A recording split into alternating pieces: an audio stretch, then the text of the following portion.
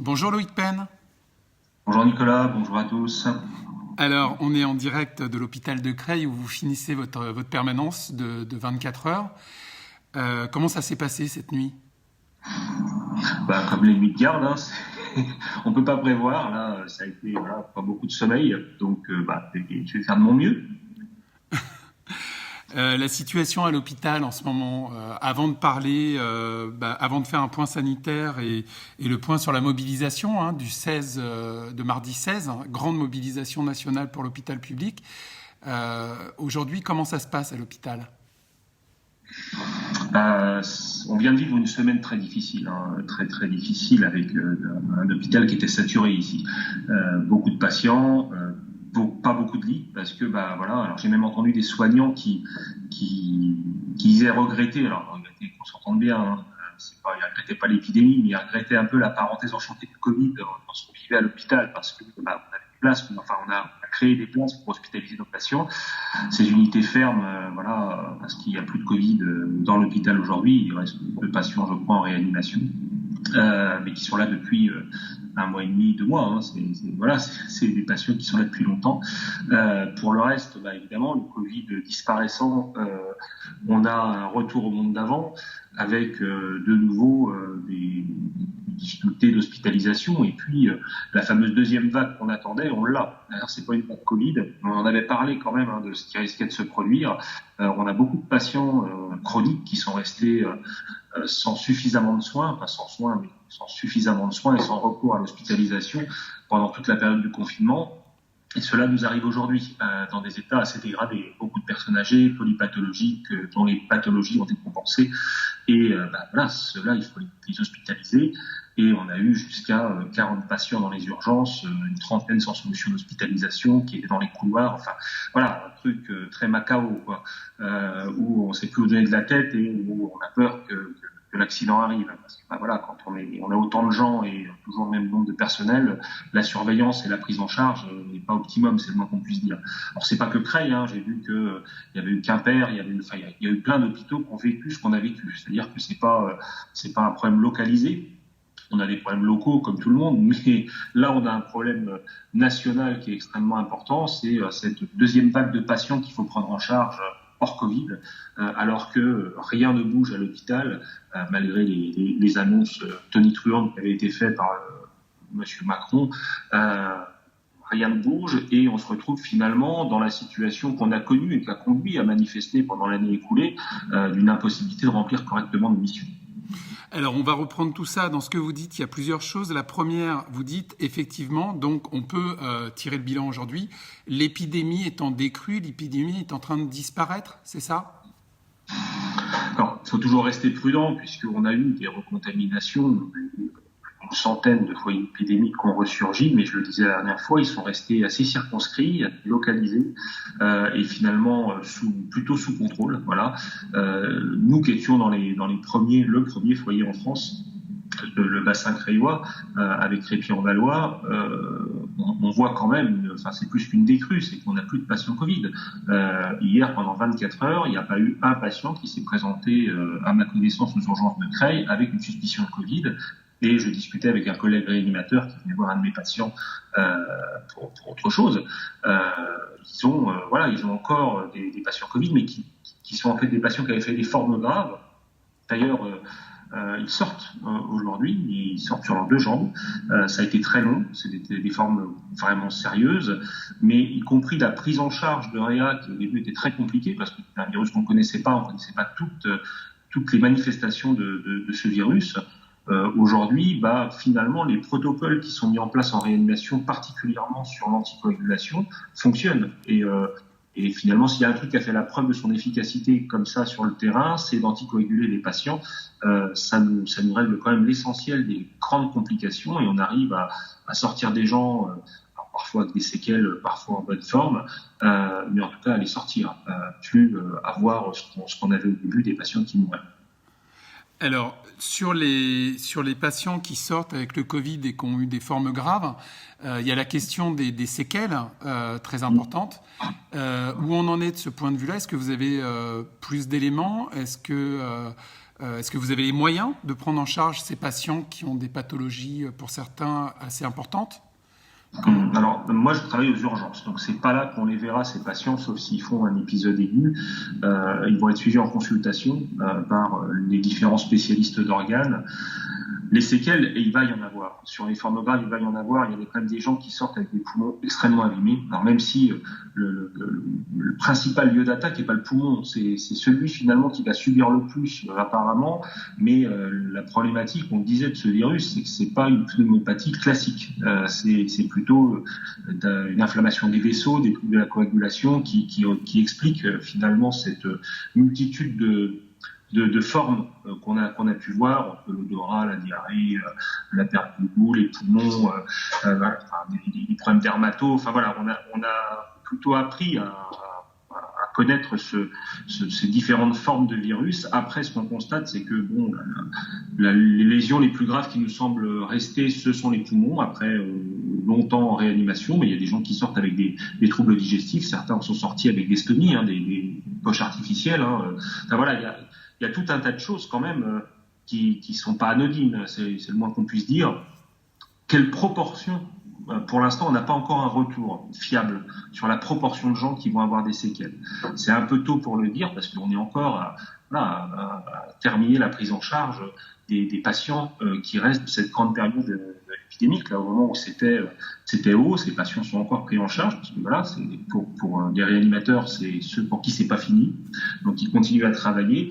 Et c'est dans quelques mois qu'on va avoir quelque chose de plus fiable sur combien de personnes, quelle proportion de ces cas graves ont eu des séquelles. Et puis quelque chose qu'on peut pas dire maintenant, mais est-ce que les cas peu graves, les formes peu symptomatiques, qui font parfois rester à la maison, parfois qu'on nécessite une hospitalisation et pas en soins intensifs, auront des séquelles?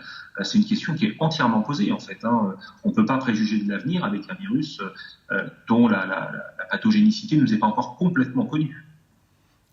D'accord. Du point de vue du déconfinement maintenant, le bilan, donc c'est qu'il n'y a pas de seconde vague visiblement.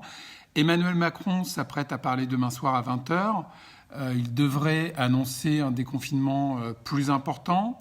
Du point de vue sanitaire, vous faites le constat qu'effectivement, on peut déconfiner davantage. Et est-ce qu'on doit maintenir les gestes barrières ?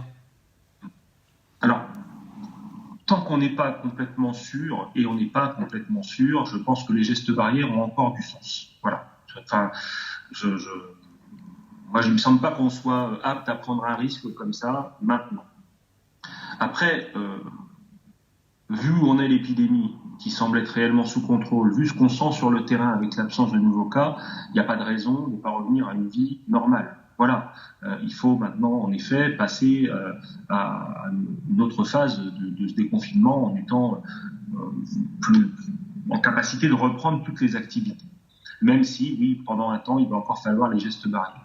Il y a un confinement qui n'est pas levé, on va en parler ensuite, mais c'est le confinement des colères et des luttes, parce que pour l'instant, on n'a pas le droit aux manifestations. Alors ça va pas nous empêcher de les tenir, on peut en pousser, mais ça, c'est quand même quelque chose qui est assez surprenant. Quand on ouvre les restaurants, les cafés, les parcs et autres, et que par contre, on n'a pas le droit de manifester dans la rue, forcément, à un moment donné, on y voit quelque chose de bizarre, une arrière-pensée qui est un petit peu déplaisante.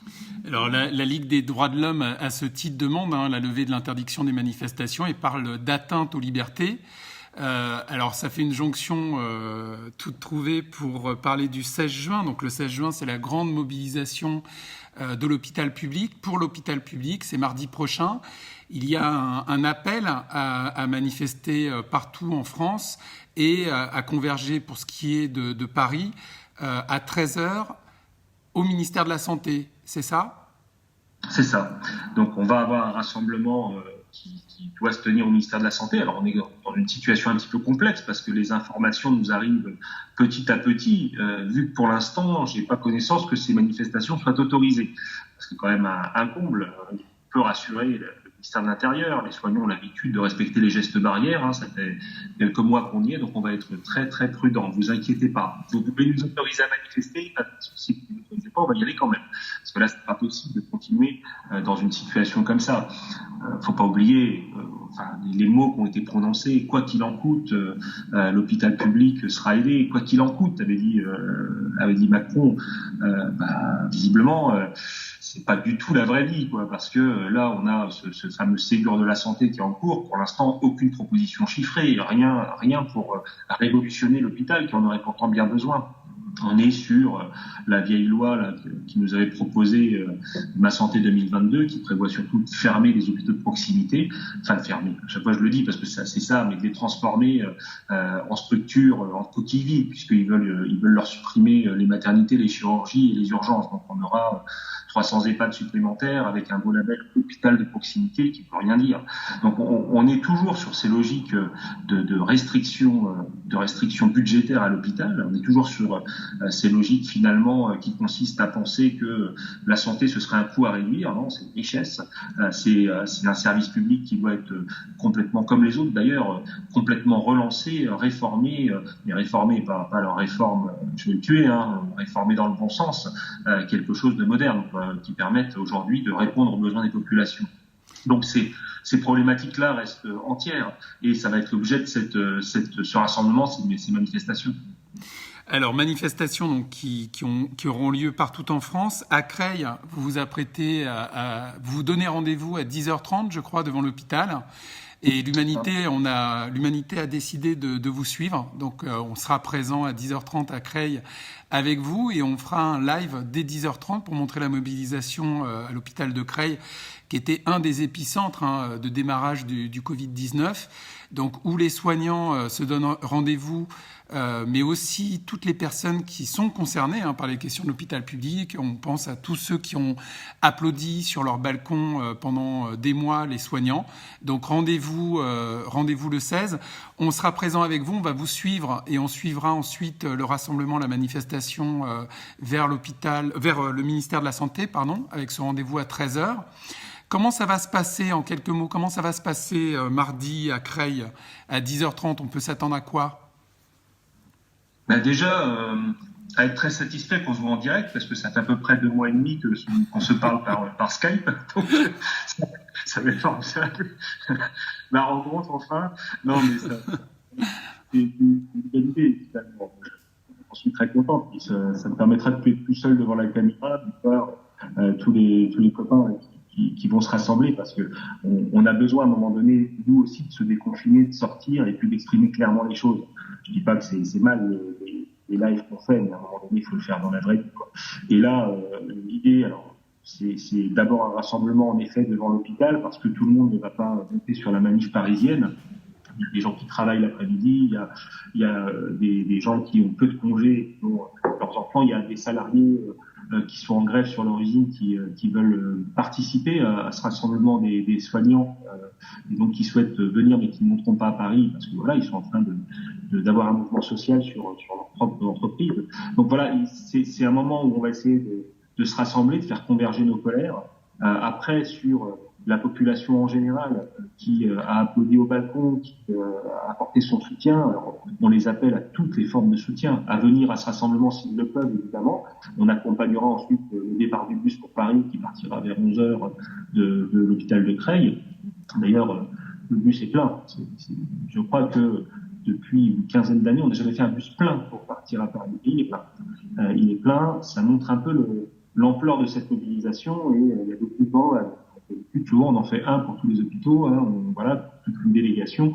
Là, c'est pas une délégation, c'est vraiment une volonté d'être nombreux sur cette manifestation. Donc après, sur les gens, comment ils peuvent nous aider, et je sais que beaucoup veulent le faire. Beaucoup ont bien saisi aujourd'hui l'enjeu de l'hôpital public et de contrer les attaques qui lui sont appliquées.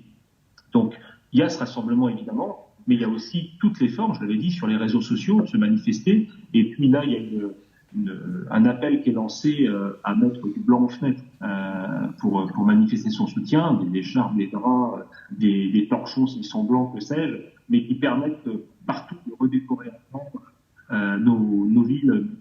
Donc voilà, c'est un geste de soutien qui peut être sympathique et puis qui peut aussi montrer la volonté des gens de soutenir cette reconstruction de l'hôpital. Et puis il y a encore une chose, on a essayé de nous faire le coup de la mendicité organisée, de la charité d'État, avec l'appel à donner des RTT aux soignants de la part des salariés. C'est pas aux salariés, à tous les salariés d'aider les soignants, c'est une démarche collective et qui doit être bien le rôle de l'État et de la sécurité sociale. Par contre, ça nous a interpellés, cette histoire de RTT. Moi, je propose qu'ils ne nous les donnent pas, qu'ils les gardent et qu'ils les posent le 16 pour venir manifester avec nous, pour venir au rassemblement. Ce sera le plus beau cadeau qu'ils peuvent faire aux soignants aujourd'hui. Voilà. Donc vous lancez un appel vraiment à tous ceux qui ont soutenu, qui soutiennent l'hôpital, à se manifester le 16 avec vous pour se faire entendre. Vous êtes nombreux à suivre ce live et à le partager. Merci beaucoup. N'hésitez pas à le partager encore pour vraiment faire passer l'info au plus grand nombre. On a Rosa qui nous dit que le centre hospitalier et l'union locale CGT de Libourne, rassemblement à 17h prévu devant le CH et défilé respectant les distances autorisées par la sous-préfecture. Donc on le voit, c'est vraiment une journée qui se prépare partout. Beaucoup de messages de soutien. Françoise qui dit soutien inconditionnel, j'y serai, infirmière à la retraite et militante CGT. Donc n'hésitez pas à poser vos questions. Je vous invite aussi à aller voir les contenus du journal, les contenus de l'Humanité qui suit de près bien sûr la mobilisation et toutes les questions qui ont trait à l'hôpital public. Donc vous pouvez avoir accès très facilement à ces contenus, notamment sur l'humanité.fr. Qu'est-ce qu'on peut dire aujourd'hui des actions qui sont menées, outre la mobilisation et la préparation pour le 16? On a vu des soignants jeter leur médaille symboliquement, disant on n'a pas besoin de médaille, ce qu'on veut c'est des moyens pour l'hôpital. Qu'est-ce que ça raconte exactement ça? Ça raconte une communication gouvernementale qui tente de noyer le poisson et d'enterrer le dossier. Voilà ce que ça raconte. Et évidemment, les soignants sont en colère. On n'a pas besoin d'une médaille. Moi, j'en ai pas eu. Mais on n'a pas besoin de ces médailles. On n'a pas besoin non plus d'un hommage du 14 juillet. On va en discuter du 14 juillet. C'est un hommage à faire, mais pas celui que pense ce gouvernement. Ce dont on a besoin, c'est de moyens. Là, on a ce Ségur de la santé qui est lancé depuis 2 semaines maintenant. Rien ne se passe. C'est-à-dire qu'il n'y a aucune proposition chiffrée. On propose des dizaines et des dizaines de milliards pour relancer l'économie. Et il faut le faire, même si après ça se fait avec critères. Aujourd'hui, c'est un peu à l'aveugle. Parce que si c'est pour aller gonfler les poches des actionnaires, ça sert à rien. Si c'est pour réinvestir et soutenir les salaires, ça sert. Mais voilà, n'empêche qu'ils sortent des dizaines et des dizaines de milliards. Là, ils viennent de sortir 15 milliards pour l'aéronautique. C'est marrant, c'est à peu près ce qu'il nous faut. On a besoin, à un moment donné, d'un engagement chiffré. Là, on demande des augmentations de salaire, c'est 300 € pour toutes les professions de l'hôpital, pas une profession, toutes les professions. Il y a plus de 200 métiers, plus de 100 métiers à l'hôpital, plus de 100 métiers à l'hôpital. Donc, c'est tous ces gens qui sont concernés parce que tout le monde travaille, pas seulement aux soins, mais aux techniques. Enfin, si demain il n'y a plus d'administratifs et de techniques, on ne fonctionne pas. Donc c'est tous ces métiers à valoriser. 1 200 000 salariés dans l'hôpital public, 300 € par personne, ça commence à faire une petite somme. Il va falloir 6 milliards. 6 milliards, il faut un plan de rattrapage de tout ce qu'on n'a pas investi pendant des années à cause de cette austérité budgétaire. Il faut revoir l'ensemble de la grille des salaires. Il faut embaucher aujourd'hui en urgence les gens à l'hôpital, parce que la problématique c'est qu'on n'a pas assez de collègues. Et donc ça, entre l'hôpital et les EHPAD, c'est 200 000 emplois, 100 000 tout de suite. Voilà ce qu'il nous faudrait. Tout ça là, quand on fait le cumul, 100 000 emplois, un emploi à l'hôpital c'est 45 000 €, c'est encore 4 milliards et demi, plus les 6 milliards, plus le rattrapage. On est à un plan déjà de 15 milliards en urgence. Et c'est pas un plan pour solde de tout compte, c'est un plan pour rattraper la situation et faire qu'on puisse remplir nos missions. Est-ce qu'on vaut moins que l'aéronautique? Non.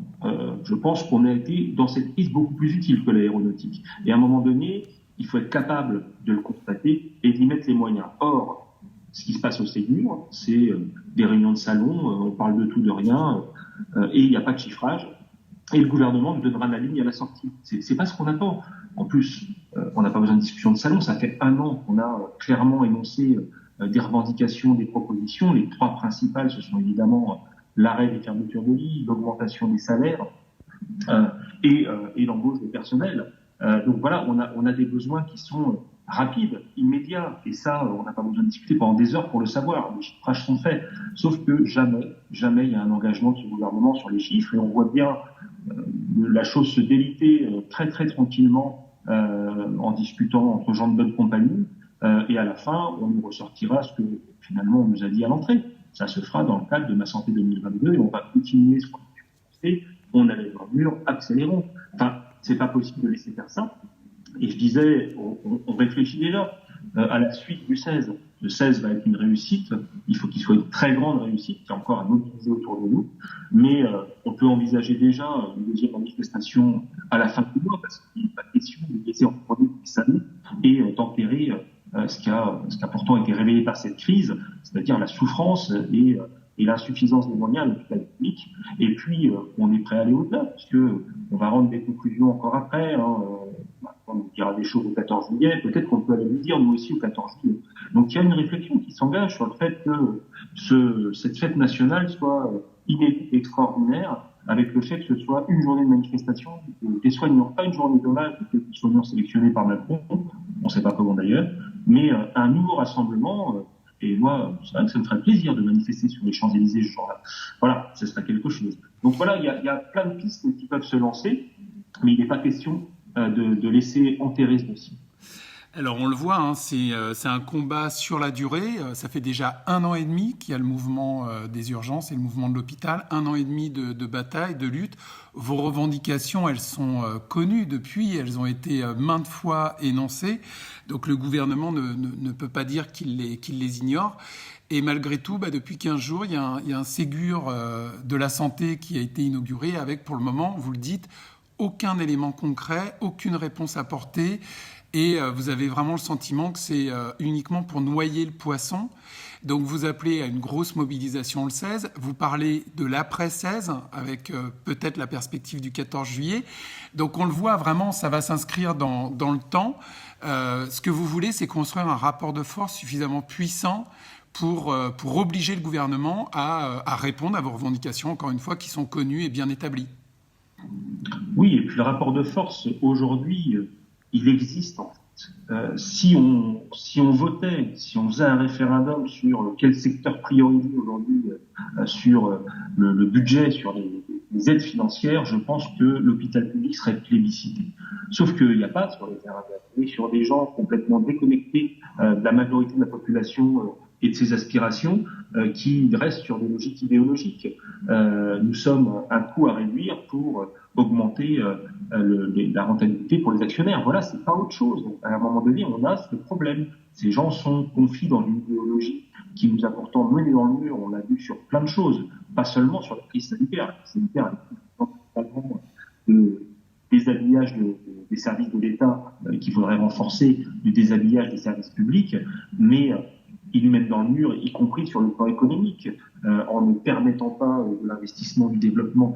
Et à un moment donné, si on ne met pas un coup d'arrêt à leur logique, toujours plus de fric pour le fric, ils vont tuer tout ce qui fait la satisfaction des besoins humains dans notre pays. Que ce soit l'hôpital, mais aussi l'ensemble des services publics. On voit les attaques là, qui sont ignobles contre les professeurs en ce moment, qui seraient des planqués, des feignants, merci les éditorialistes.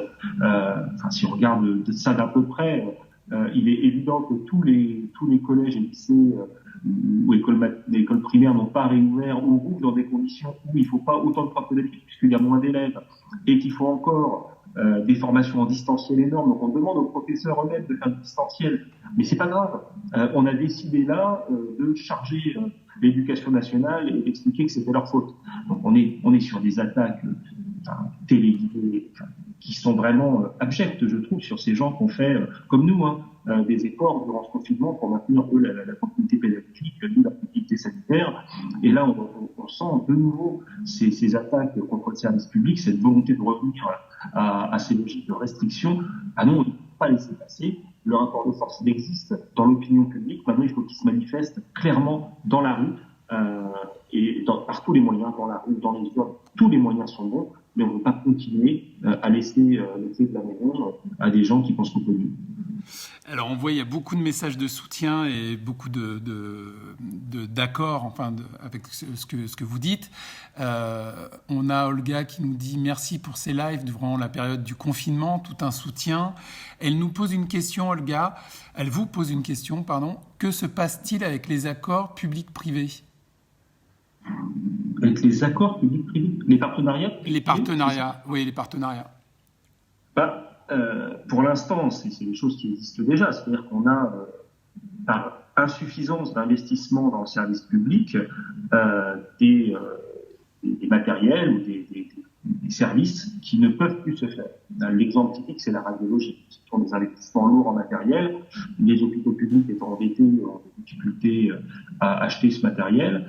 Eh bien, on passe un partenariat, par exemple, avec une société privée de radiologie, des radiologues privés qui ont monté une structure, et puis on met en place quelque chose sur un hôpital. Alors, je ne vais pas lancer la pierre à ces radiologues, c'est de très bons professionnels, sauf que on est en train, dans les faits, en ne donnant pas l'occasion à des radiologues de venir travailler en public, en leur donnant pas de matériel, en train de créer des structures privées qui s'emparent finalement de ces parties dites rentables financièrement de la médecine, parce que ça rapporte de l'argent, et puis on est en train de privatiser par petits bouts l'hôpital public. De la même façon, on le fait sur des structures, des constructions d'hôpitaux, puisqu'on a fait ça aussi, où on a carrément construit des hôpitaux dans le cadre de partenariats publics-privés. Donc on est en train, par petits pans, de privatiser l'hôpital. C'est quelque chose qui existe déjà. Mais en plus, là, on a eu une note de service, enfin une note de la Caisse des dépôts et consignations commandée par Emmanuel Macron qui demandait à renforcer les partenariats publics-privés et renforcer l'investissement privé sur le public. Si c'est ça sa solution pour financer l'hôpital public, ça s'appelle en fait une privatisation. Ce ne sera jamais dit comme ça, mais c'est ça. Et je pense qu'il faut revenir à ce qu'était la logique du service public, c'est-à-dire un financement des structures par l'État et du fonctionnement par la sécurité sociale. C'est comme ça qu'on a, à l'époque, créé l'ensemble du tissu hospitalier français, tous les CHU. On n'a pas emprunté. On n'a pas emprunté auprès de banques, on s'est autofinancé et on a créé un formidable outil qui est en train d'être détruit. Non seulement par des financements qui désormais sont auprès des banques, mais aussi par ces partenariats publics-privés. Alors, on a une réflexion d'Essia que je vous livre. Avoir plus de salaire pour continuer le burn-out, cela ne sert à rien. Je préfère entre choisir le salaire et une qualité de vie en ayant mes repos et congés respectés et avoir mes heures sup payées. Eh bien, je prends la deuxième solution. Et pour ça, il faut plus d'effectifs. Alors, est-ce que vous pensez que le bon choix se situe entre travailler plus et gagner plus, ou bien, effectivement, plus d'effectifs et plus de salaire? Est-ce que c'est fromage ou dessert, ou est-ce que vous pensez qu'on peut avoir pour l'hôpital public, parce que c'est une grande cause très importante et on l'a vu pendant la crise sanitaire, on peut avoir fromage et dessert? Alors, vu que j'ai pris 3 kilos durant cette période de confinement, on imaginera bien que je vais répondre fromage et dessert. Voilà.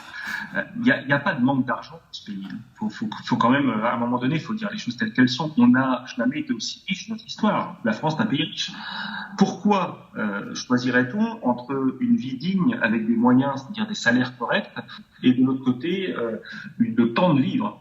Je veux dire, on peut avoir les deux. Ce qu'on réclame, c'est non seulement que les soignants soient payés à une juste rémunération, et je rappelle quand même que on est en France 28e sur les 32 pays de l'OCDE en ce qui concerne la rémunération des infirmières. C'est-à-dire que on est quasiment en queue de peloton sur le niveau de rémunération des infirmières. Donc là, il y a besoin de revaloriser, et pas que pour elles, pour tous les métiers de l'hôpital. Et puis, par ailleurs, dans nos revendications, c'est des collègues. On demande des collègues, et je l'ai dit tout à l'heure, c'est des dizaines de milliers d'emplois à créer pour satisfaire les besoins de soins des populations. Et donc l'un et l'autre vont ensemble, parce que c'est bien qu'un soignant soit aussi un peu tranquille dans sa vie. Alors, je ne dis pas qu'il faut qu'il soit Crésus, mais enfin qu'il ne soit pas en train de compter toutes les 5 minutes s'il va s'en tirer à la fin du mois. Ça permet aussi de se consacrer plus sereinement à son travail. Et puis il faut qu'un soignant soit reposé. Parce qu'aujourd'hui, moi ça m'a fait rire. Le problème c'est les 35 heures, parce que c'est ça qu'on a entendu aussi. C'est les 35 heures qu'on mis à mal l'hôpital. Mais si les gens pensent qu'on bosse 35 heures à l'hôpital, il faut qu'ils sortent de chez eux. Les 35 heures, c'est une base. tout le monde aujourd'hui bosse plus, fait des heures sup, reprend du temps de travail, des récup, met sur des comptes épargne-temps, enfin tout est bon pour travailler. Sauf que les 35 heures, c'est justement le moyen de permettre aux soignants d'être bien quand ils viennent travailler, d'avoir pu se reposer. Il faut non seulement les respecter, mais compenser, parce qu'on ne l'a jamais fait complètement, le temps de travail perdu quand on a réduit on aurait dû créer 40 000 emplois à l'hôpital à l'époque des 35 heures. Ils ne l'ont pas fait. Ils ont fait faire des heures sup, ils ont fait travailler plus pour gagner plus, ce qui leur a permis d'ailleurs de ne pas augmenter les salaires. Aujourd'hui, c'est exactement l'inverse qu'il faut faire. C'est non seulement augmenter les salaires, mais revenir à un temps de travail raisonnable qui permette que les soignants soient complètement disponibles quand ils travaillent. Voilà. Alors, on a à l'instant un message d'un médecin de la République démocratique du Congo, docteur Jacques Daoudi, qui nous dit « Bonjour l'humanité, je suis docteur au Sud Kivu, précisément en République démocratique du Congo. Nous sommes débordés par le nombre de nouveaux cas qui ne cesse d'augmenter. Nous n'avons pas vraiment les moyens matériels et financiers pour pouvoir aider nos patients victimes du Covid-19. Nous sommes à bout de notre force, dans un état où les politiciens ne se soucient pas du devenir de leur population. Nous, personnels soignants, sommes devenus exposés plus que le reste du monde. Je ne sais pas si chez vous aussi c'est pareille situation. Nous avons besoin d'aide, que quelqu'un nous vienne en aide, s'il vous plaît. Nous souffrons en Afrique. » Visiblement, effectivement, la situation dans beaucoup de pays africains s'est détériorée ces derniers jours. Qu'est-ce que vous pouvez nous en dire ? C'est une problématique qui n'est pas que liée au Covid, malheureusement. Les structures sanitaires dans les pays d'Afrique sont pas du tout au niveau où elles devraient l'être. Mais là, on a encore une logique qui est terrible. Là où on devrait être dans l'aide à la construction de structures, l'échange avec de l'aide de professionnels de santé qui vont sur place, alors même si des organisations le font, Médecins du Monde, Médecins sans frontières, mais on devrait mettre ça à beaucoup plus grande échelle. On devrait renforcer le rôle de l'OMS sur ces sujets-là. On a un pays aujourd'hui un tout petit pays qui montre un exemple assez sidérant au monde, c'est Cuba là-dessus, qui envoie plus de médecins coopérants que la France, beaucoup plus, pour aider les populations. Là encore, c'est pas en 2 secondes qu'on va régler ça au décours de cette crise, mais il faut repenser complètement les capacités d'intervention au niveau international sur les questions de santé.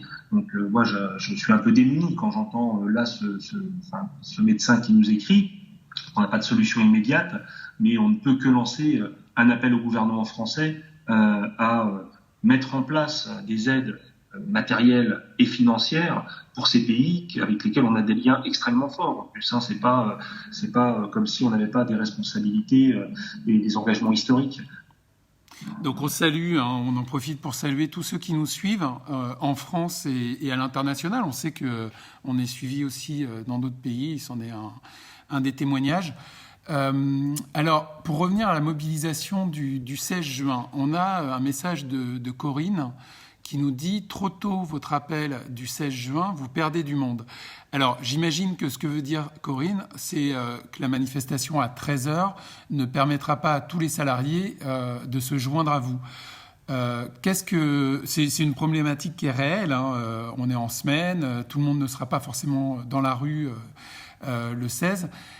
Ceci dit, d'autres formes de mobilisation existent, il y aura aussi d'autres dates. Qu'est-ce que vous dites là-dessus ? Déjà, pour avoir fait quelques manifestations, je n'ai jamais vu une date ou un horaire de manifestation sur lequel tout le monde était d'accord. C'est tout à fait infernal. Et je pense qu'il faut multiplier en fait les initiatives. Moi, je souhaite qu'on réussisse à un moment donné à faire aussi un samedi, parce que on a beaucoup de gens qui ont manifesté avec les gilets jaunes, des gilets jaunes qui travaillent et ne pourront pas être là ce jour-là. Il n'y a pas d'appel à la grève dans tous les secteurs, évidemment. Donc, voilà, quand on a un appel à la grève interprofessionnelle en semaine, c'est beaucoup plus facile. Là, c'est pas le cas. Il faut bien voir aussi que pour les soignants, c'est une situation toujours compliquée, la grève, puisque nous, on est 7 jours sur 7 à faire fonctionner un hôpital. Donc, les samedis, c'est pas forcément pour nous l'idéal non plus. Parce que, voilà, d'ailleurs, On est samedi, je sors de garde. Hein. Voilà, c'est aussi simple que ça. J'ai un collègue qui est en ce moment en train de reprendre nos services et un autre qui reprendra le sien demain. Et c'est pareil pour tout le paramédical. Donc voilà, nous, on n'a pas non plus une situation qui permet de dire on a un jour idéal. Voilà, faut que les hôpitaux tournent tout le temps. Donc là, ce qui a été trouvé, c'est le fruit de discussions entre les soignants, les organisations syndicales, les associations qui soutiennent, puisque c'est une dizaine d'associations de syndicats qui appellent à cette journée. On va la faire, il y en aura d'autres. Et puis après, pour ceux qui ne pourront pas venir, il y a les rassemblements locaux qui peuvent être une bonne alternative. Il y a aussi ce que j'ai dit, l'expression sur les réseaux sociaux en soutien à l'hôpital public, qui peut être des hashtags du fric pour l'hôpital public, des hashtags avec les soignants, et puis cette initiative de mettre du blanc dans les rues, du blanc aux fenêtres, pour bien montrer qu'aujourd'hui, l'opinion publique n'oublie pas et ne laissera pas les choses se faire comme ça. Voilà. Donc après, oui, j'entends bien, il y aura toujours des débats, mais il faut qu'on les règle collectivement pour trouver toutes les formes d'action qui permettent que le maximum de gens participent. Et puis au-delà de ça, je finirai là-dessus parce que je commence à faiblir, mais au-delà des rassemblements, je l'avais dit sur un dernier live, on ne demande pas que du soutien, on demande de la collaboration. On demande aussi à ce que les gens s'emparent des sujets, que ce soit pas juste les soignants qui vous disent la vérité révélée, mais que les solutions qu'on veut mettre en place, on les travaille collectivement. On travaille, y compris jusqu'à des assemblées citoyennes, pour mettre tous ces sujets sur la table et puis construire vraiment le monde d'après. Merci beaucoup Loïc Penn. On rappelle que on se verra en vrai cette fois et non plus par l'internet interposé, mais on se verra en vrai mardi prochain. On se donne rendez-vous donc pour un nouveau live mardi à 10h30. On sera en direct de l'hôpital de Creil avec vous pour suivre la mobilisation et le départ en bus, déjà complet. Hein. Vous m'avez dit que vous m'avez gardé une petite place et merci beaucoup. Donc on pourra suivre l'ambiance, faire des interviews et aller avec vous jusqu'au ministère de la Santé. On appelle donc vous appelez tout le monde à se joindre à ce mouvement. J'en profite aussi pour dire qu'on va être en live tout à l'heure au rassemblement à République, rassemblement du comité Traoré, Adama Traoré. Et demain soir, on fera un live également avec Maude Vergnol, qui est la rédactrice en chef. Voilà, la rédactrice en chef de notre journal de l'Humanité et qui réagira suite à l'intervention d'Emmanuel Macron. Donc, ce sera vraisemblablement vers 20h30, 21h. Voilà, merci beaucoup à tous de suivre ces lives. Encore une fois, énormément de commentaires. On vous remercie pour tous ces partages, tous ces commentaires. On vous dit à très bientôt. Et puis, à mardi, Loïc Penn. Et puis, bon repos, hein, puisque vous sortez de 24 heures de garde. On vous souhaite un bon repos aujourd'hui et d'être en pleine forme mardi. Voilà, je sors de 24 heures de garde et j'ai plus 20 ans. J'ai le temps d'aller coucher. Bon, au revoir tout le monde. Au revoir, bonne nuit.